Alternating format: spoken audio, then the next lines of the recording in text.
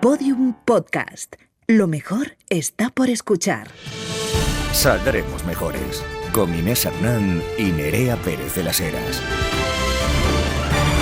Ni más ni menos, estamos aquí un miércoles más, queridísima Mejorcita. Lo estamos grabando día 12 de abril, por si acaso se ha caído el mundo y ya no estamos entre vosotras, pues que sepáis que se ha producido antes. Y por eso, fíjate, Nerea, mi voz de justo antes de las vacaciones, que es ponerme mala. Esto es un síndrome que yo tengo. El día 20, cuando se emita esto, pues ya estarás recuperada y estupendamente, esperemos. O no, pero efectivamente esperemos que sí. Te vas a la Capadocia. Me voy a la Capadocia, hija, que es pues una capa muy grande. No, es porque lo vio el Adri en un libro de texto cuando tenía 6 años y dijo, yo quiero ir ahí con los globos. Y yo, que soy un poco clásica en términos, en tanto en cuanto al romanticismo, pues hija mía. Inés ha venido aquí con su cara lavada, con su maletita llena de sueños para irse de vacaciones de Semana Santa. Merecidísimas vacaciones de Semana Santa. La persona que sostiene todo el entretenimiento de este país, Dios mío. Entre otras cosas, Nerea, también sostengo un papo que de verdad ya me empieza a pesar. Esto es así.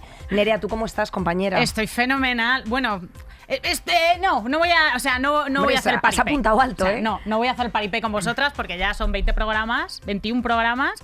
No voy a hacer. Estoy regular, estoy tirando, estoy funcionando. Estoy como el modo a prueba de fallos del Windows con los iconos gordos, la verdad. Y no pasa nada. Tirando. No pasa nada, efectivamente, como diría Pablo Alborán cuando declaró su homosexualidad a través de un vídeo para posteriormente vendernos su disco. Dicho lo cual, pues estamos hoy aquí acompañadas en esta maravillosa mesa de Podium Podcast de la enorme, la grandísima y la ilustrísima emociones alcaldesa de Barcelona, doña Ada Colau. Estos son los máximos efectos que podíamos poner. Ada, ¿cómo estás? Buenísimos días. Qué ilusión tenerte aquí, por favor. No, ilusión la mía. Estoy encantada, súper feliz. Estás haciendo unas pequeñas vacaciones dentro de las vacaciones y de estar con vosotras muy feliz y muy contenta. O sea, nos estás confirmando que la asistencia a este programa forma parte de tus vacaciones. Pues un poquito sí.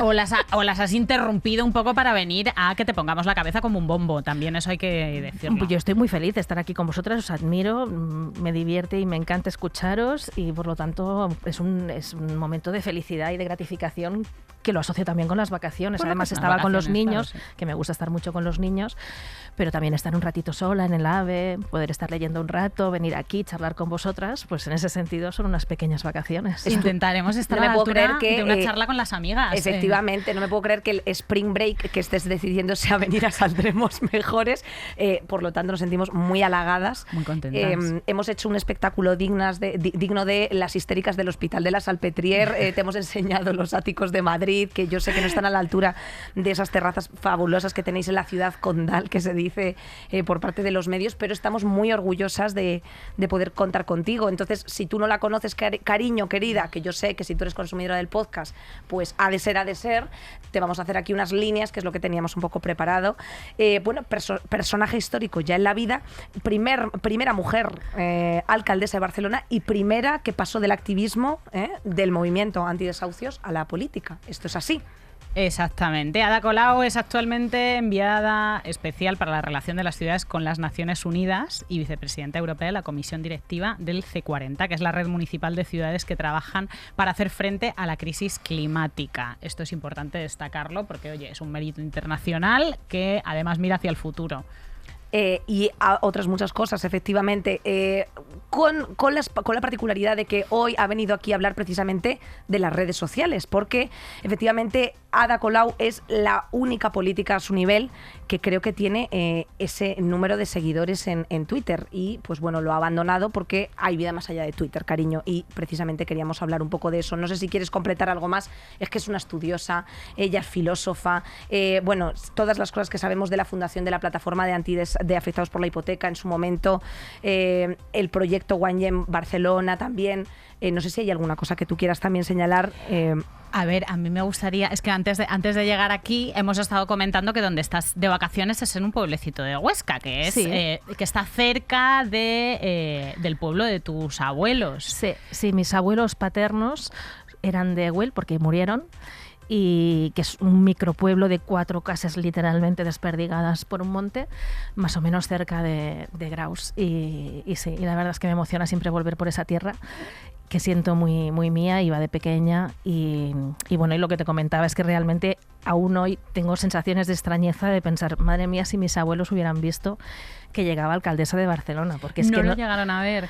No se lo hubieran imaginado jamás. O sea, mis abuelos eran gente muy, muy humilde. Mi abuelo era pastor de ovejas y pasaron hambre, mucha hambre en la posguerra, y eran de esta generación de la posguerra que tenían el miedo en el cuerpo, que asociaban la política con los problemas, ¿no? Porque habían sufrido la dictadura y el hambre. Y por lo tanto, claro, a mí me conocieron estudiante de filosofía que iba encadenando trabajos precarios uno tras otro, y luego activista social. Entonces mi abuelo sufría mucho, ¿no? Y siempre me decía, Ninona, no te metas en problemas y búscate un trabajo fijo. Y claro, ni se les hubiera pasado por la cabeza que yo pudiera llegar alcaldesa. De hecho, imagínate si sufría que para él la máxima expresión de seguridad era tener un trabajo fijo y un salario cada mes. Y me decía, pues no sé, hazte cajera de supermercado, lo que sea, pero búscate un trabajo fijo, que eso es lo más importante. Y de ahí a alcaldesa, pues la verdad es que hay una distancia bastante larga, y cuando es que no me puedo imaginar lo que hubieran pensado si me hubieran visto de alcaldesa. Dicho lo cual, una forma de reivindicar la historia en muchas ocasiones efectivamente es hacer política y ser sujeto político, pero bueno, tú ya lo eras, o sea, antes de efectivamente llegar al máximo exponente de activismo que podía ser pues precisamente la alcaldía. ¿Qué supone para ti ahora mismo ser alcaldesa de Barcelona? O sea, que es una pregunta un poco tópico, pero es que queremos sentirlo porque precisamente comentábamos también antes un poco cómo instar un poco a las juventudes a sentirse parte de la ciudadanía y a sentirse, bueno, pues efectivamente que pueden ser un engranaje para construir un mundo mejor, o sea, por muy utópico que suene, pero es algo que yo creo que tú estás haciendo desde tu posición. Pues gracias, humildemente es lo que intentamos mucha gente que estamos en política. Yo siempre digo, política son muchas cosas, o sea, se puede hacer política desde una ONG, desde un movimiento social, desde el compromiso en tu barrio con un proyecto muy pequeñito de cooperativismo, de alimentación sostenible, o sea, hay miles de maneras, ¿no?, de hacer política, que básicamente es una característica muy humana que nos hace seres humanos, que es juntarnos con los demás para transformar la realidad y mejorarla. Para mí eso es la política, ¿no? Te puedes quedar solo en tu casa pues consumiendo tus cosas, o puedes juntarte con los demás para ver cómo puedes mejorar, ¿no?, y cómo puedes acabar con situaciones de injusticia que a todos nos duelen, ¿no?, cuando vemos imágenes de sufrimiento que se producen en todo el planeta. Entonces, juntarse para mejorar la realidad para mí nos define como especie y es algo hermoso, ¿no? Y desde ese punto de vista, política se hace de miles de maneras. Una pequeña parte de esa política es la institucional, que yo jamás me había imaginado que haría, porque he hecho política toda mi vida desde que iba al instituto, pues ya tenía curiosidad, ¿no?, y tenía ganas de participar en distintos proyectos, y he participado en muchísimos movimientos sociales a lo largo de mi vida. Y de repente pues hubo un contexto de oportunidad que fue el 15M, que movilizó a muchísima gente que nunca había estado en un partido político, como es mi caso, y que el Partido Popular nos decía todo el día, pues si queréis acabar con la corrupción y mejorar las cosas, presentaros a las elecciones. Y tanto provocarnos, pues nos acabamos presentando. Una frase que ganamos. Me gustaría acompañar con esto que estás diciendo es a chuparla, ¿eh? O sea, quiero decir, a chuparla. Si me permitís la expresión, a chuparla. Toma que toma. Sí, entonces ahora estoy haciendo efectivamente política institucional, que tampoco me lo hubiera imaginado, y que tiene sus luces y sus sombras, como os podéis imaginar. ¿Estás a gusto ahora?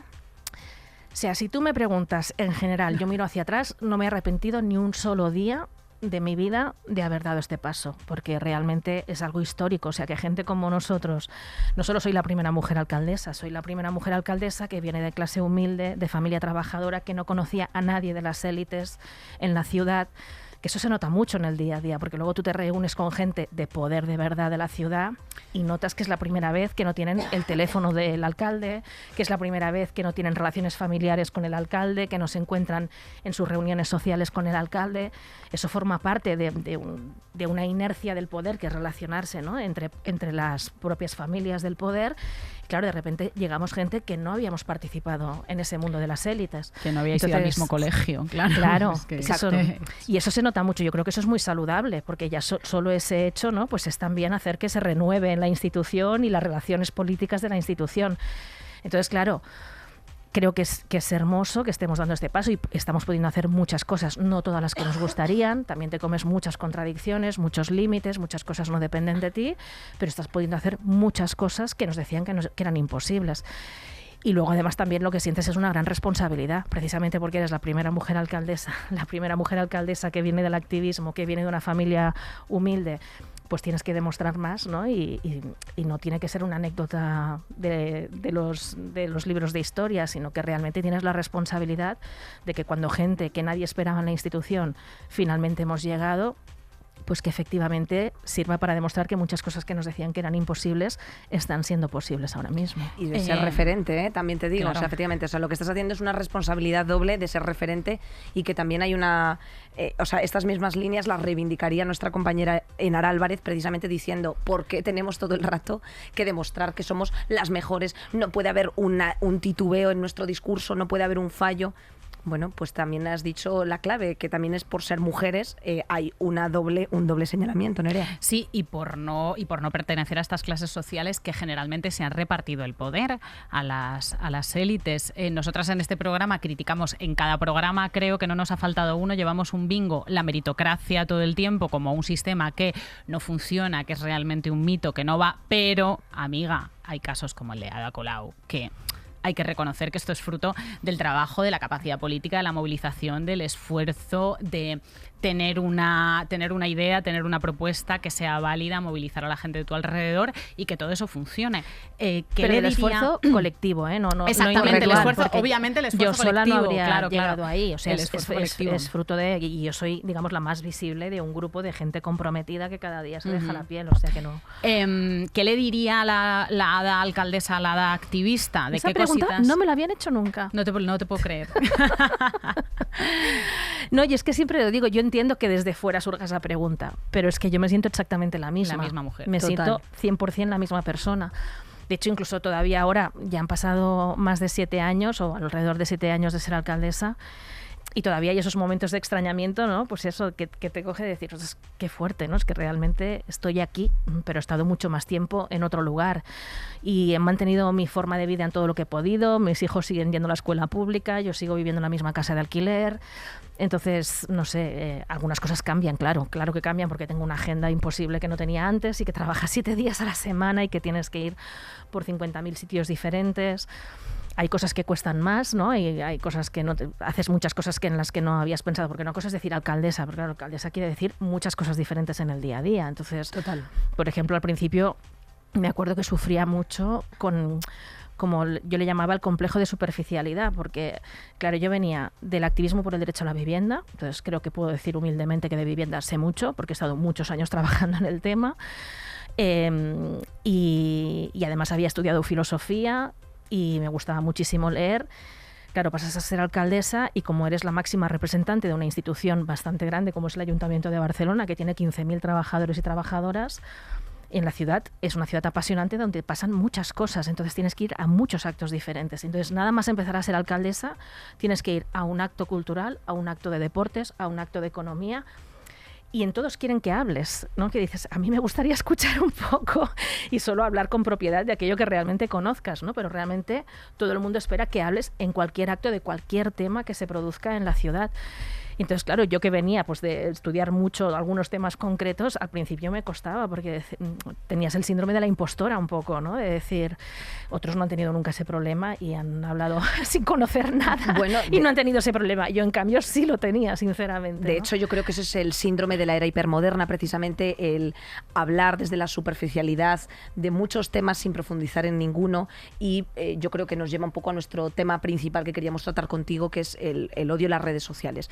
El ser sujeto político mujer en redes sociales, ¿crees que es lo mismo que ser sujeto político hombre en redes sociales? Es evidente que no. Es diametralmente la opuesto. pregunta tenía la respuesta. Correcto. Sí, no. Y siendo esto tan distinto, ¿por qué nosotras tenemos precisamente quiero decir, esa espada de Damocles todo el rato, o sea, de forma tal que al final hay una pequeña desgana, ¿no? de opinar o poner según qué cosas, porque al final sí que es cierto que hay algo que has comentado, que tu propia labor te llevaba a espacios donde pues tienes que tener, bueno, pues efectivamente una opinión, un criterio, un tal, que no en todos los espacios puedes a lo mejor haber desarrollado por ti misma, sino que pues te tienen que asesorar, te tienen que decir, oye, estamos aquí en este espacio, Bueno, a mí, por ejemplo, personalmente en mis redes sociales también me ocurre en el sentido de, pues me tengo que leer un BOE, me tengo que leer un tal para poder tener una opinión un poco más en profundidad respecto de la ley trans, y a mí se me han quitado muchas ganas de hablar de muchos temas precisamente porque es que es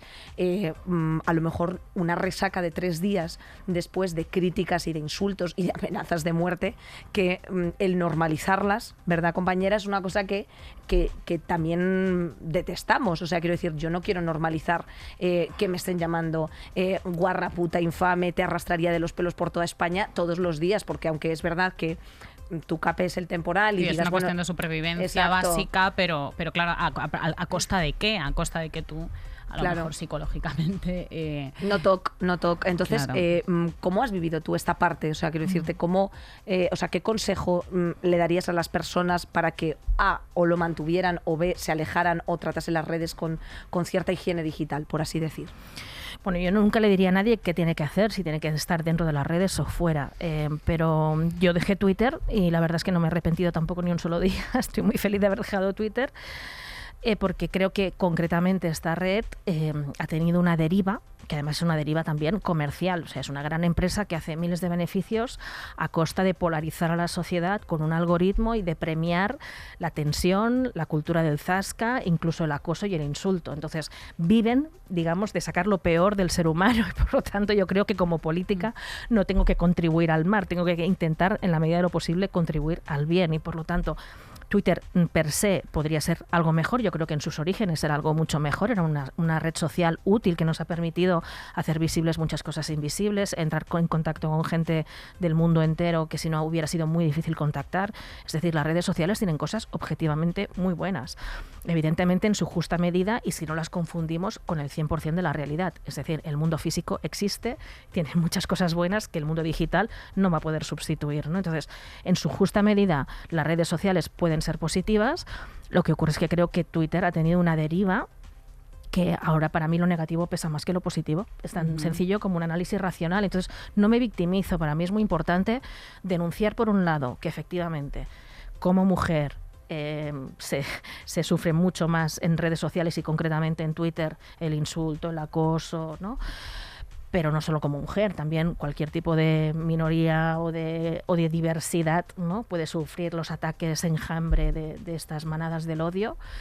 Y eso creo que no hay que normalizarlo, creo que es un problema democrático y que se debería regular. Es decir, si en la realidad física no está permitido insultar, no está permitido acosar, no está permitida la violencia, ¿por qué se permiten las redes sociales, que aunque son una realidad distinta a la física, son una realidad? La realidad digital, nosotros estamos ahí, y estamos hablando 100%. Y recibimos, ¿no?, las interacciones. Por lo tanto, yo creo que ahí hay una falta de regulación que es tan sencillo como equiparar, peor o mejor, imperfecta, pero equipararla a la, delito de odio. Regulación. Claro, si hay un delito de odio en la realidad física no digital, ¿por qué en la digital hay esta impunidad, ¿no? Yo creo que eso es un problema democrático que hay que abordarlo y que habría que hacer una regulación.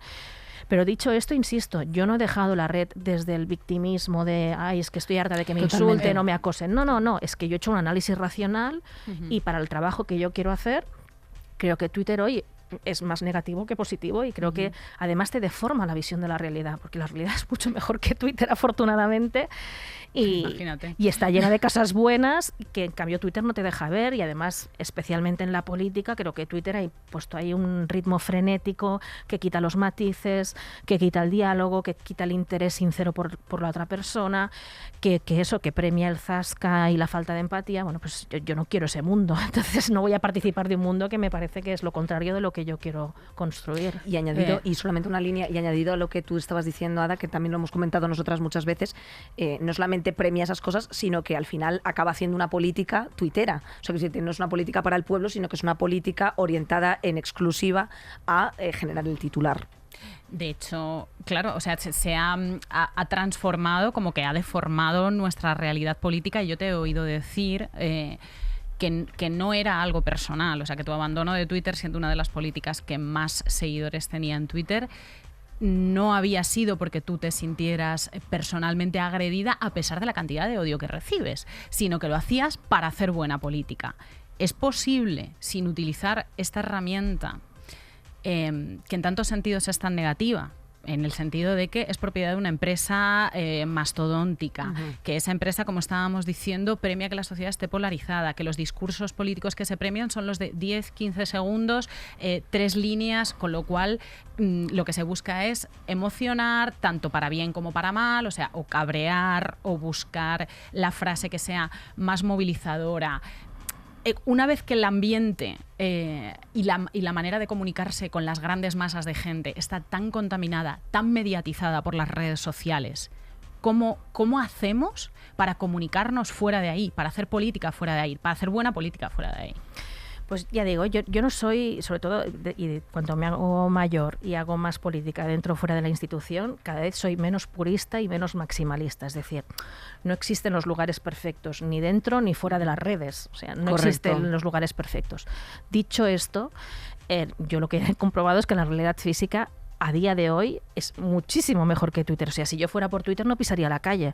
Y en cambio yo piso la calle, hablo con la gente es amable, la gente te pregunta cosas, la gente puede criticarte, pero lo hace habitualmente con respeto. Muy pocas veces te encuentras, ¿no? O sea, el anonimato de la red premia a los cobardes, digamos, pero luego en la realidad encuentras a un montón de gente que la inmensa mayoría no tienen nada que ver con Twitter. De hecho, no están en Twitter, porque Twitter es de las redes que tiene menos usuarios. Pero Twitter está sobrerepresentada también en unos medios de comunicación que se han entregado también a la precariedad y a la velocidad y se han, digamos, dejado arrastrar por la ola de Twitter, hasta el punto de que incluso en muchas informaciones, eso yo también me sorprendía, como en medios, incluso medios públicos, que se supone que tienen que hacer un esfuerzo, ¿no?, de rigor informativo, por velar por la democracia, efectivamente. Y que tienen ya Twitter como fuente habitual sin contrastar. O sea, yo me he encontrado con que frente a un hecho se reacciona por parte de los máximos cargos institucionales a través de Twitter, y el telediario te publica el tuit como la posición como oficial. La fuente, sí. Como la fuente y como la posición oficial de la institución, que no me parece normal. Porque es una vagancia, o sea, es una vagancia total de las instituciones el dejar esos comunicados ahí sin posibilidad de réplica o pregunta y dando unas explicaciones tan pobres. O sea, es que empobrece la comunicación de las instituciones con la gente. Ha empobrecido mucho eso. Empobrece el discurso, efectivamente. Para mí es claro cuándo es un delito de odio, cuándo no lo es en la calle, porque lo dice el Código Penal, no porque lo digamos nosotras por capricho, y porque hay un interés también por parte, a lo mejor incluso de las instituciones, entiendo que no de todas, pero de no regular esto. Es por una cuestión simplemente de imposibilidad a nivel absoluto. Internacional, porque nos estamos metiendo en cuando han querido cosas. Regular, porque ahí tienes la ley Mordaza, ha habido unas extralimitaciones para regular que normalmente perjudican a unos, y en cambio hay una falta de regulaciones que benefician a otros. Si vemos quién se ha aprovechado de esta falta de regulación, claramente han sido los grandes lobbies económicos, que en general han hecho una gran alianza con la derecha y la extrema derecha en todo el mundo, y ahí está Trump, ¿no?, y ahí está el proceso del Brexit, y aquí está también Vox y otros procesos similares en Europa, que han encontrado precisamente en redes como Twitter un lugar donde además quien pone dinero puede tener un ejército de bots. Eso yo también lo he sufrido como, digamos, no solo mujer que está en redes, sino cuando eres política de un ámbito progresista que no forma parte de las grandes familias del poder económico, también te das cuenta de que hay gente ahí pagada, subvencionada para atacarte masivamente cada día. Entonces no es una cosa que sea simplemente la espontaneidad del que eso que dicen siempre, del que se refugia en el anonimato para sacar su bilis y su frustración. Eso existe, pero existe también gente pagada con mucho dinero detrás, y yo creo que precisamente el que no haya esa regulación, por ejemplo, ha contribuido muchísimo a banalizar los discursos de odio y a normalizar cosas que hace unos años nos parecían imposibles, y que cualquiera que lo pensara se cuidaba mucho de manifestarlo porque sabía que estaba rozando lo delictivo. O sea, discursos de odio, el acoso, el reivindicar ideas neofascistas y reivindicar a dictadores de forma abierta, como se hace, por ejemplo, sí, totalmente. Los scratches en Twitter. Sí están penados, pero sin embargo Se puede normalizar el fascismo y reivindicar el fascismo sin que aquí pase nada. Entonces ahí hay una impunidad que está contribuyendo a banalizar y a normalizar ideas que cuestionan directamente la democracia. Entonces, una cosa es la libertad de expresión, que evidentemente hay que protegerla al máximo,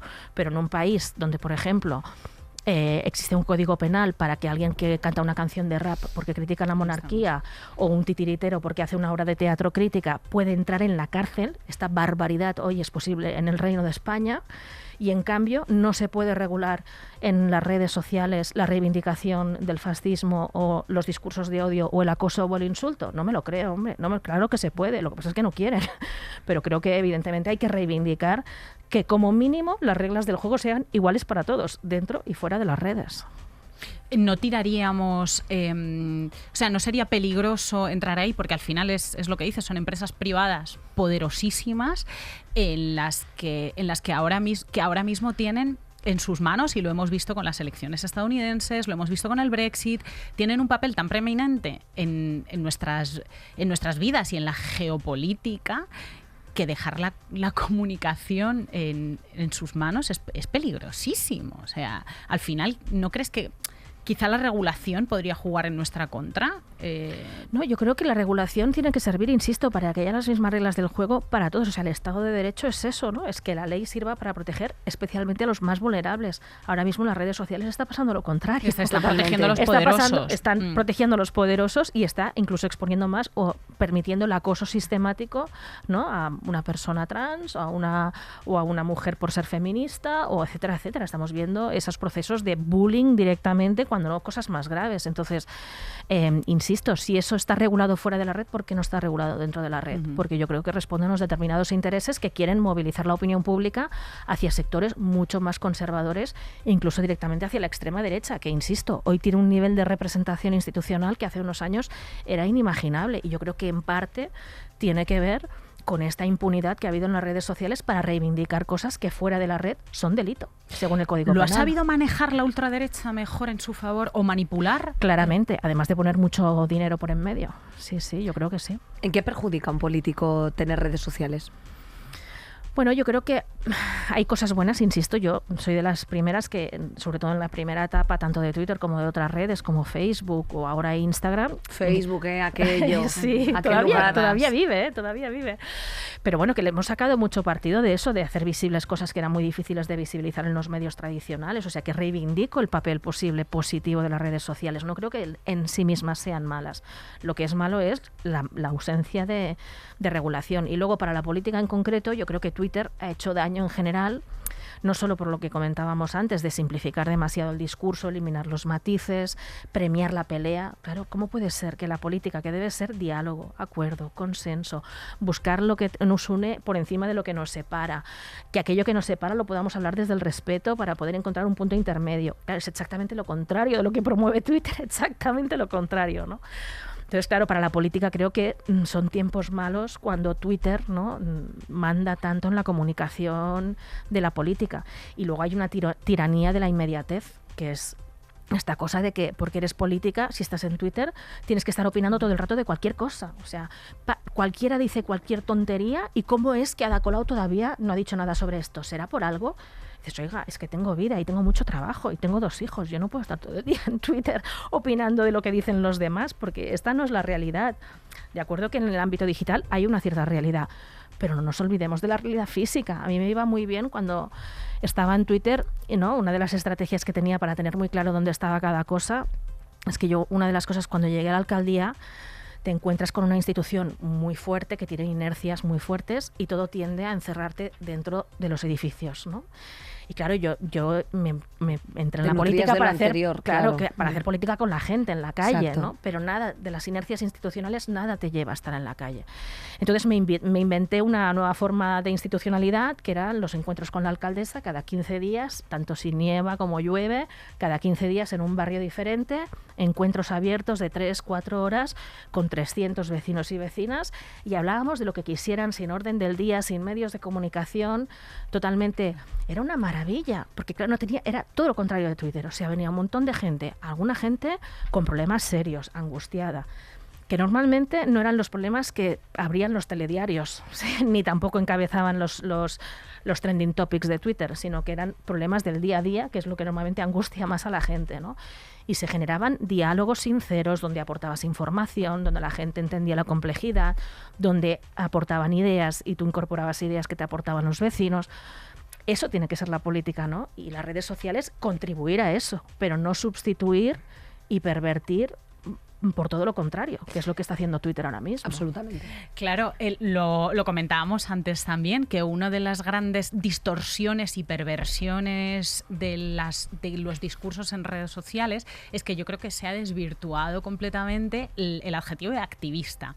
Entonces, tú por opinar de lo que tienes que opinar en determinados momentos ya tienes el adjetivo de activista. Lo que decíamos antes es, mira, si no te ha arrastrado la policía por los sobacos 7 metros, ni 5 ni 3, pues no eres activista. O sea, yo lo siento mucho. O sea, hay que bajar al mundo físico para actuar. ¿Cómo recuperamos después de que ya llevamos, pues mi generación ya lo está, aunque yo no soy nativa digital, pero las dos posteriores estoy segura de que sí? No sé si comprenden la manera de actuar directamente, la manera de asociarse, la manera de intervenir en política como ciudadanos y como ciudadanas. ¿Cómo recuperamos eso? Acabas de poner un súper buen ejemplo, pero esto, por ejemplo, yo no lo sabía. O sea, no sé si quizás de qué manera se podría forzar. Es que los espacios que ha mencionado Ada, ojalá, o sea, claro. Ojalá, pero es que tenemos que decir que tenemos aquí un alcalde en Madrid que precisamente ha prohibido que circule la información del pleno a las asambleas de vecinos. Los plenos ciudadanos. De forma tal que ahora mismo ni la asamblea de Tetual, ni la asamblea de la ELIPA, ni ninguna asamblea tiene acceso directo, un acceso de transparencia que debería estar contemplado por ley así a ciertas cosas. Entonces, nosotras estamos verdaderamente preocupadas con las mejorcitas de cómo colectivizarnos, o sea, cómo hacer efectivo lo que dice ella, cómo pasar del plano digital al analógico. Cómo colectivizarnos mucho más allá de un grupo de Telegram, porque hay que colectivizarse en el mundo real. Luego hablaremos de cómo permean las violencias de las redes sociales al mundo real, pero me gustaría empezar hablando de cómo permea la política de las redes sociales al mundo real. Brava. Claro, yo quiero pensar, ¿no?, que todos son ciclos y fases, entonces en el momento de la explosión de lo digital es lógico que todas nos hayamos volcado a las redes, ¿no?, para descubrir, para conectar, y eso es bueno, insisto, en sí mismo no es malo. Ahora, claro, si sustituye la realidad física, entonces ahí yo creo que empiezan a haber distorsiones y problemas, ¿no?, que eso ha pasado en la política y en el mundo de la comunicación. Pero yo creo que también las generaciones más jóvenes, con la experiencia ahora de la pandemia, también ha habido un punto de conciencia general de que, bueno, que está bien Internet y están bien las redes, pero hasta cierto punto, que necesitamos tocarnos, que la felicidad es también pues salir de fiesta, bailar juntas, sudar juntas, ¿no?, ir a la playa, ir a la naturaleza. Yo creo que con la pandemia todas hemos recordado, ¿no?, que hay cosas que son insubstituibles por ninguna red. Entonces me gustaría pensar que si salimos un poquito mejores, como dice vuestro programa, de la pandemia, podría ser... Es irónico, Ada, lo siento mucho. No, yo creo que siempre es una opción. O sea, ni salimos mejores ni salimos peores. Cada día, cada una de nosotras decide si queremos salir un poquito mejor o un poquito peor. Entonces, es una decisión cotidiana. O sea, como decía antes, los absolutos no creo en ellos. Pero sí que creo en lo que cada día tú puedes hacer para salir un poquito mejor de alguna cosa, para aprender algo, para relacionarte mejor con los demás. Bueno, pues me gustaría pensar que de la pandemia todas, ¿no?, hemos valorado mucho el reencontrarnos con la naturaleza, con las demás personas físicamente. Hemos conocido a muchos vecinos y vecinas que a lo mejor no conocíamos tanto. Sí, con el aplauso. Sí. Y con los cuidados, porque también han habido procesos, en Barcelona han habido procesos preciosos y seguro que aquí también, de gente que ha ido a comprar la comida a la gente mayor, que a la gente que vivía sola cada día les preguntaban cómo estaban para que no se sintieran solos. La despensa de la ELIPA sigue funcionando. Entonces, todas esas experiencias han sido reales, ¿no? Han sido reales y un poquito nos han transformado. Entonces, yo también quiero pensar que después de la pandemia, como sociedad, iremos recolocando el espacio digital, que tiene una importancia y tiene cosas positivas, pero no puede sustituir los cuerpos, no puede sustituir la piel, no puede sustituir la mirada, ¿no?, y la emoción de estar juntas y juntarnos para, como tú decías, ser activista es juntarnos para transformar algo y ver que si te juntas, yo qué sé, por decir algo, en una cooperativa de barrio, puedes tener comida más saludable, más justa, puedes conocer al productor de las frutas que tú te comes. Y por qué no decirlo, darte unos besos con él, cariño. Es que, claro, a cada público es que hay que captarle como se puede. Por supuesto. Hay una cosa que nos parecía muy interesante también, y yo quería, según estabas diciendo todo esto, yo digo, joder, si llevamos 30 años con Internet en nuestras casas, ¿por qué cojones no tenemos algo de educación digital y somos nosotras las que tenemos de forma autodidacta que ir tanteando nuestros espacios? O sea, eso es la pregunta más lógica. O sea, ¿por qué no tenemos en la escuela pública exactamente igual que ahora se están integrando pues educación desde una perspectiva de género, que se tiene que inminentemente implantar también asignaturas de educación sexual integral y de cosas que den respuesta a la sociedad igual que lo tiene que hacer la ley?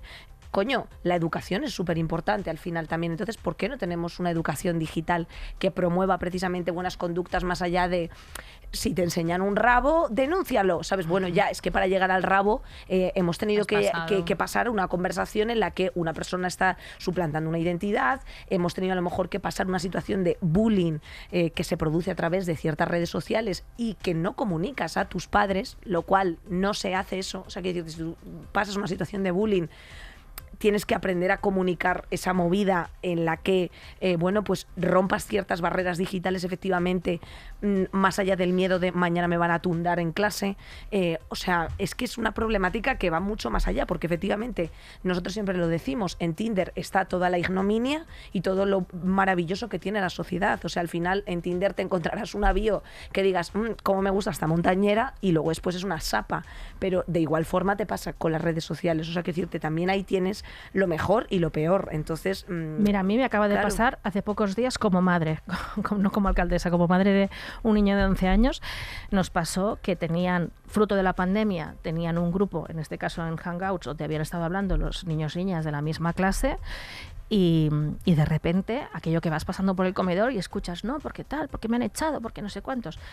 Y se estaban, o sea, niños y niñas que se quieren y que normalmente tienen una relación de respeto en la escuela, estaban dentro de un chat echándose los unos a los otros, y no había llegado a mayores, pero estaban haciendo una práctica que sería inaceptable ni para sus familias ni para la escuela a la que van en la realidad física material, ¿no? Entonces, cuando lo detectamos, padres y madres, rápidamente a través del grupo de WhatsApp, pues comentamos que entre todas había que hacer la reflexión crítica con nuestros hijos e hijas de que eso no se podía hacer en la realidad, tampoco se podía hacer en el grupo, en este caso en el ordenador, ¿no? Pero creo que está siendo, y está pasando en todas las familias, digital, está pasando en todas las escuelas, y que esa educación va tarde, pero que hay que acelerarla clarísimamente, porque forma parte de nuestras vidas. Y ahora con la pandemia han salido algunas encuestas de que, vinculado al uso de las redes entre la gente más joven, el sufrimiento emocional y concretamente los temas de imagen, especialmente para las chicas, el sufrimiento ha aumentado. Entonces, bueno, para combatir el sufrimiento, ¿no?, de nuestros hijos e hijas, hay que promover rápidamente esa educación en el uso de las redes, porque nos va la felicidad, literalmente la felicidad de las próximas generaciones. Claro. Es que hay una parte que pasa por la regulación y hay otra parte que pasa por el civismo. Claramente. Porque parece que hay una barrera entre el mundo real y el digital, en el que de repente es tierra de nadie, todo vale. Decías que Tinder, Twitter, luego son un reflejo de la realidad, pero yo creo que eso tampoco es exactamente así. O sea, en 2021... es un reflejo de lo que la gente quiere, cómo quiere proyectarse. O sea, luego tú rascas un poco, claro, y dices, hay un filtro de proyectarse, y las personas que están no son representativas de la sociedad ni de coña. O sea, para empezar, yo no estoy en Twitter, por ejemplo, un poco por miedo, por tensión y por... Sí, realmente porque no me quiero ver en esos espacios. En 2021... había 4,2 millones de personas en España en Twitter, y un 62,8 son hombres y un 32% son mujeres. Las mujeres sufrimos, hay estadísticas anuales por todas partes, muchísima más violencia digital, de todas las maneras. Además, en todas las escalas. Violencia digital que pasa del te voy a arrastrar del pelo, como te hacen a ti, a te voy a arrastrar del pelo masivamente, a sé dónde vives, que les pasa a muchísimas mujeres con perfil público, a te voy a hacer tal campaña de acoso, etiquetando al ayuntamiento de no sé dónde, que te ha contratado para tu charla, que ya no te contrata ese ayuntamiento ni te contrata ninguno más. Que eso le ha pasado a Pamela Palenciano, amenazas muy serias le han pasado a Cristina Fallarás. O sea, no nos cansamos de mencionar estos nombres de personas que además están poniendo el cuerpo, porque Pamela está poniendo el cuerpo, dando esa educación de la que hablaba Inés en institutos, arriesgándose, viendo las caras largas. Arriesgándose no, con una sentencia en la Audiencia Nacional que archivada, pero con una causa, quiero decirte, grave. Que nunca tendría que haber sucedido, claro. pero que ha sucedido. O sea, que esa violencia permea. Y somos menos en redes sociales. hay un efecto desaliento, o sea, nos están echando también por ahí, nos están intentando machacar, nos están intentando callar. Pero claramente, pero como también ha pasado con las mujeres en la política en general, como ha pasado en otros espacios de poder, ¿no? Que eso es así, o sea, yo siempre lo comento, a mí, por ejemplo, por ser mujer alcaldesa, he recibido una serie de insultos que ninguno de mis antecesores ha sufrido. Pero no solo en las redes. O sea, recuerdo de concejales del Partido Popular, varios que me han dicho que yo tenía que fregar suelos, que tenía que vender verdura, que tenía que vender pescado. Me han dado muchas profesiones antes que la de alcaldesa. Dignísimas todas, claro. Todas básicamente imprescindibles. Imprescindibles, como la que te deseaba tu abuelo, cajera del supermercado. Todas imprescindibles para la vida de la gente, pero despreciadas por el machismo, ¿no? Por considerarlas menores o inferiores y por lo tanto reservadas para mujeres. Bueno, pues eso que me pasa fuera de las redes pasa también dentro de las redes, y siempre lo digo, o sea, en las estructuras de una sociedad patriarcal donde hay varias violencias que nos atraviesan. Está el machismo estructural que sigue entre nosotros, correcto, desgraciadamente, y que pues hace que hayan asesinatos y violaciones, ¿no? Todavía desgraciadamente cada semana en nuestro país.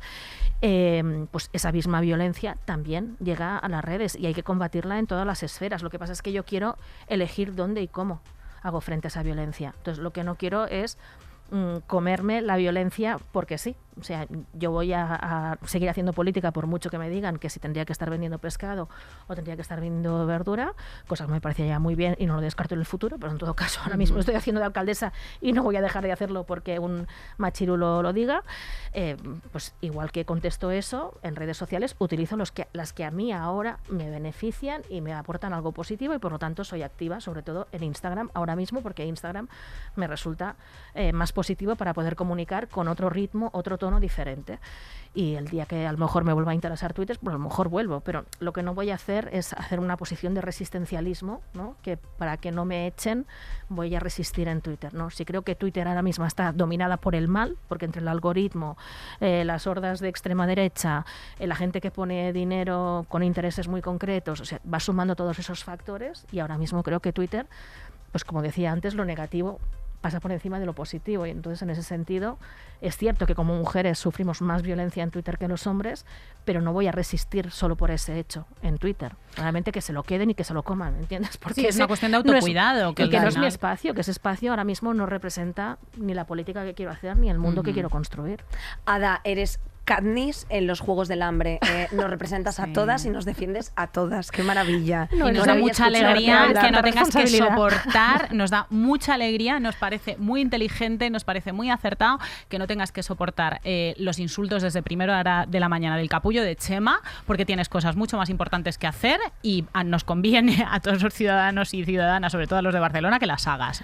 Así que has hecho muy requete bien. A mí personalmente me empodera para ser alcaldesa. Pues lo único que te faltaba, oye, cariño. Pues no, pero joder, escuchar hablar a una persona desde una serenidad, una tranquilidad, una quietud, o sea, la política es mucho más que insultos, o sea, es precisamente, es interseccional, es transversal, es acercarte a la ciudadanía. Tiene matices. Tiene matices. Es una conversación de más allá de una cosa que también hemos tocado dentro de esta conversación, y es también nosotros como sociedad le hemos dado el foco que precisamente Twitter quería, y es a todos esos intelectuales y a todos esos periodistas, periodistas, y bueno, pues incluso políticos. Parece como que te da tu verificado personal, ¿no? O sea, el hecho de estar ahí, no, es que esto es un espacio también, bueno, pues que tiene un enclave elitista, donde pues también hay otra subtrama dentro de la vida real, y a mí personalmente lo que me parece es todo una panda, una pandilla de personas efectivamente con una falta de tiempo libre, o sea, quiero decir, no, con una falta de tiempo libre, no, con un exceso. O sea, quiero decirte, no todo el mundo, evidentemente, y hay cosas que a mí personalmente las redes sociales, bueno, me han dado mi trabajo, pero aparte de todo eso, no creo que todas las redes sociales sean las mismas, o sea, los códigos sean los mismos, pero sí que es cierto que en Twitter se pueden abrir ciertos debates muy interesantes y se pueden poner de manifiesto muchas cosas, pero has dicho antes la clave, que es el contraste. O sea, quiero decirte, ¿por qué? Claro. ¿Por qué se produce?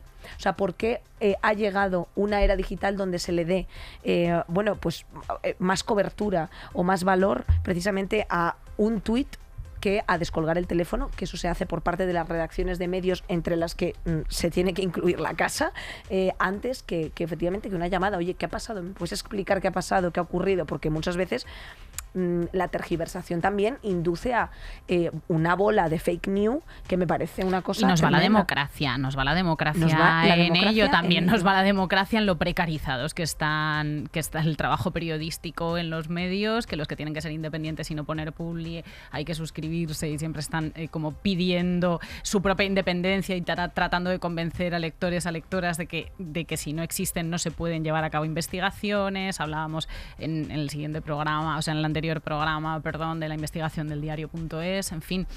Que a lo mejor es que no descuelgan el teléfono para hablar directamente con una fuente en los medios de comunicación y se van directamente al tuit porque no pueden, porque tienen que hacer 6 temas para la web al día, ¿no? Y aunque lo hagan, fíjate que el problema tampoco se resuelve, porque lo que se explica a menudo, ¿no? Pero que hay que analizarlo a fondo. O sea, las fake news está estudiado y comprobado científicamente que circulan 10 veces más que el desmentido, que una información verdadera, porque siempre son más gritonas, más generan alarma, generan ruido y por lo tanto viralizan mucho más. O sea, yo llevo, pues eso, lo que llevo de alcaldesa 7 años, mintiendo que no me he comprado una casa en la zona alta de Barcelona, o que mi marido no trabaja en el ayuntamiento, o no sé cuántas cosas más absurdas que os podáis imaginar, las cosas más increíbles, desmintiéndolas una vez y otra y otra y otra y otra, y siguen circulando, porque además, y esto no es por generación espontánea, antes lo que decía, ¿no? Que hay que hacer un análisis crítico, porque a lo mejor también hay gente que se cree que está participando de debates como limpios, que no son limpios, que están alterados, están edulcorados,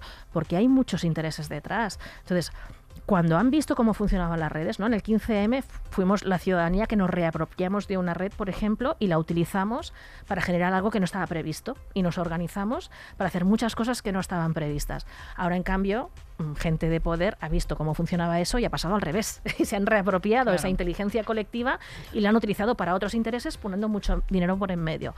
Eso en el Ayuntamiento de Barcelona os lo puedo explicar de forma muy concreta. Por ejemplo, nosotros en el gobierno, obviamente, no hemos entrado simplemente para gestionar sin corrupción o para cambiar las prioridades, sino que estamos tocando intereses concretos, ¿no? Por ejemplo, de multinacionales del sector inmobiliario. Nos han puesto ya varias querellas, pues porque le ponemos multas a los bancos y a los fondos buitre que hacen acoso inmobiliario, o porque expropiamos casas, o porque estamos haciendo más vivienda social que nunca. ¿No? Estamos tocando intereses económicos. Ahí hay mucho dinero en juego, porque antes especulaban sin límite, absolutamente sin ningún límite, ¿no? Bueno, cuando tocas esos intereses, reaccionan. Hay miles de millones en juego ahí, ¿no? O, por ejemplo, con el negocio del agua, que en Barcelona está privatizada. Ahí hemos querido plantear la gestión pública. Eso significa afectar a un negocio de miles de millones que cotiza en bolsa. Entonces, de repente, aparecen un montón de digitales, ¿no? Que no son ni siquiera medios de comunicación, pero es una cabecera digital que nadie sabe quién la financia, que cada semana están publicando fake news sobre nosotros. Esas fake news generan un titular muy llamativo. Ada Colau bebe Solán de cabras. No, más llamativo que eso. Sí, sangre. Y entonces esos titulares circulan mágicamente por todas las redes sociales, por cadenas de WhatsApp, etcétera, etcétera, y te pasas años desmintiendo eso. Pero incluso acaban siendo la base con la que te ponen querellas. Esos digitales que han publicado una fake news, y eso acaba en una querella que luego acabará archivada. Pero que cuando te ponen la querella genera el ruido de que has sido denunciada y que la Fiscalía investiga. Ya llevamos 10 querellas archivadas, que todas tienen que ver con estos temas, con tocar privilegios de algunos sectores económicos muy potentes que antes no encontraban límites y ahora encuentran límites. Y ellos han aprendido a utilizar, con mucho dinero de por medio, todo ese entramado de digitales que generan titulares que luego van a las redes sociales, donde hay bots que suben eso a trending topic, etcétera, etcétera, ¿no? Entonces, simplemente para que tengamos, yo no digo, a nadie le diré nunca que deje de utilizar las redes sociales, pero sí que creo que, como decíais, hay que tener educación, hay que tener mirada crítica, y tenemos que ser conscientes de que no estamos hablando de una ágora limpia e impoluta donde la gente participa de forma espontánea en igualdad de condiciones. No, están las reglas alteradas. Está totalmente pues eso, con dinero por en medio hay unas reglas del juego que benefician a unos en contra de otros. Yo creo que está a tope Es que los temas, claro. Es que, hija mía, te tendríamos hablando, Ada, 130 horas. Mira, por yo favor. me quedo, Ada, con lo que has dicho, que se complementa muy bien con esto, que es que los temas, cuando hablas con la gente, son otros. Entonces, otra de las cosas de educación digital que creo que habría que decirle a todo el mundo es que no, lo más importante no es lo que está en la agenda que se mueve en las redes sociales, de lo que además te presionan para opinar constantemente, con lo cual siempre estás en la rueda de una agenda de actualidad que es, se la ha inventado, o se la ha inventado una empresa privada, o se la ha inventado alguien que tiene pasta para bots, o se la ha inventado alguien que tiene pasta para fundar no sé cuántos digitales, pero ni es real ni es importante para ti como ciudadana. O sea, entonces démosle una vuelta, que lo que nos están haciendo pasar por importante lo es. O no siempre lo es. O no siempre lo es, claro. Bueno, yo creo que estamos ya tocando un poco el final de nuestro encuentro, Ada. No sé si puedes mandar un mensaje de esperanza para que la gente se anime a estar en política, se aleje de efectivamente los discursos vanos y que bueno, que también existe una política alternativa a la que tenemos en Madrid, en la que la comunicación sí que es interseccional, transversal, inclusiva y existe esa posibilidad de generar esos espacios juntas. Pues muy importante, porque yo siempre lo digo, o sea, cuando se genera este clima de antipolítica, ¿no? De cuando salen casos de corrupción, como por ejemplo parece que están saliendo de nuevo aquí en Madrid, ¿no? Y se quiere lanzar el mensaje de que toda la política son todos iguales, todos son corruptos, ¿no? O eso, las redes sociales todas son malas. O sea, yo creo que precisamente hay que combatir siempre esas ideas absolutas y hay que entrar al detalle de qué es una buena praxis, una mala praxis, tanto en política como en las redes sociales, y está llena de cosas buenas que no se enseñan y que no se le pone el foco cada día, pero es mucha más la gente que hace cosas buenas cada día en todas partes que la gente que hace cosas malas, ¿no? Y en política hay mucha gente honesta. No es verdad que todos seamos iguales, no es verdad. Hay quien está para comprarse Ferraris y Rolex y hay que nos hemos limitado el sueldo y seguimos viviendo de alquiler. Entonces no es verdad que todo el mundo es igual, no es verdad. Entonces, cada vez que escuches, ¿no?, esos mensajes de la política es una mierda, la política no sirve para nada, todos son corruptos o querrían ser corruptos, pregúntate a quién le interesa que pienses que la política no es para ti o la política es una mierda. Le interesa a aquellos que mandan al margen de la política, aquellos que no quieren que cambie nada, que siga todo igual, que se mantengan los niveles de desigualdad que tenemos, que se mantenga el descrédito de la política. Eso le interesa a los fuertes, a los que tienen más dinero, a los que tienen menos dinero, a los que están precarizados, a los que tienen mucho por ganar. A esos les interesa implicarse en política en el sentido amplio de la palabra, no en la política institucional, te digo, en la política de barrio, en movimientos sociales, donde sea. Pero efectivamente es de las cosas más bonitas que tenemos, que es que en la historia de la humanidad se han conseguido grandes avances civilizatorios, artísticos, científicos, porque la gente no se ha resignado y se ha juntado con los demás para poner en común su creatividad, su alegría, su esperanza, y se han conseguido avances imposibles de imaginar hace unos años. Y eso nos define como seres humanos. Entonces, cada día nosotros elegimos si le damos luz y le ponemos foco a esas cosas buenas que somos capaces de hacer juntos y juntas, o le ponemos foco a las cosas malas que hacen algunos y que intentan desacreditar a todo el mundo para que pienses que todos son iguales. Pues no, todos no somos iguales y hay mucha gente haciendo cosas buenas y podemos hacer muchas cosas buenas, ¿no? Entonces, creo que ese mensaje positivo, sobre todo para empoderar a la gente que tiene más por ganar. Porque quien no quiere que cambien las cosas es porque tal y como están ya está ganando mucho. El famoso sí se puede. El famoso... Estamos las dos con los ojos vidriosos. Exactamente. Se está ya os lo ha dicho todo, Ada. Un aplauso silencioso desde la pecera, efectivamente. Esto que acaba de decir os lo ponéis como un mantra, ¿vale? Por las noches. Madre mía, y piel ya de está, puntos. hasta que lo interioricemos. A ver, es largo, pero me lo tatuaría como Angelina Jolie, efectivamente, en toda uno de mis la espalda y los omóplatos. dos muslos. Efectivamente, tengo trozo de espalda para hacerlo. Yo creo que ya, Ada, lo último que te queríamos pedir es que eligieses el título del programa. Es verdad. Uy, qué difícil, con todo lo que hemos hablado. Joder, no, pero te vamos a dar tenemos opciones que qué nos ha bien. ayudado el salsito también a esto. Tenemos Cuando la red no es social, A todo el mundo le pasa, Por el Anoni mato, Hemos sido odiados, era la gracia, El odio uno grande y libre. Y eso no me lo dices en la calle. No hay ninguno que sea positivo, son todos negativos. Es que nos hace gracia eso. Sí. Sí, es por el clickbait. Es por el clickbait, exacto. ¿Te imaginas después de este ¿Te programa? imaginas? En plan, No, es que por si no el la gente clickbait, piensa. hombre, claro. No. Claro, yo diría que el mundo es mucho mejor que Twitter. El mundo es mucho mejor que Twitter.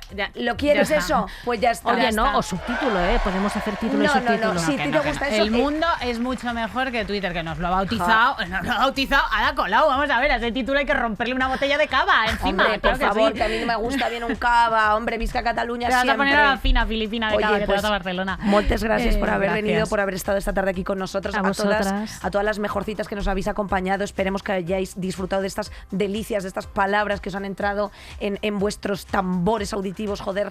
Y disculpad mi voz, pero yo esto no me lo perdía. Aún me quede, ahí me quedé como Iñaki Gabilondo, joder. A esta gripe aviar que nos trae Inés, pues eso, que lo interioricéis. Que lo interioricéis, amigas, bien interiorizado, que hacemos lo posible por traeros pues a gente sabia, como Ada Colau, a gente sabia y buena gestora de lo público, claro que sí. Que disfrutéis mucho de vuestra semana, que os rasquéis bien la trufa cuando toque, y cuando no toque, efectivamente, a colectivizarse. Mandamos siempre amor y cariño a todas las compañeras que hacen este trabajo también posible, porque nosotras tampoco estamos solas. Falta Mari Carmen, que decía la pegatina, Marisa Terci, Jimena, Gema, Bea Polo, Nacho Pardo y Julia, y también, por supuesto, a Adriana y a Sergi, que te han acompañado hasta Madrid, que también hacen de este mundo un poquito mejor, porque creen en ello. Muchísimas gracias, mejorcitas. Nos vemos la semana que viene. Saldremos mejores. Con Inés Hernán y Nerea Pérez de las Heras.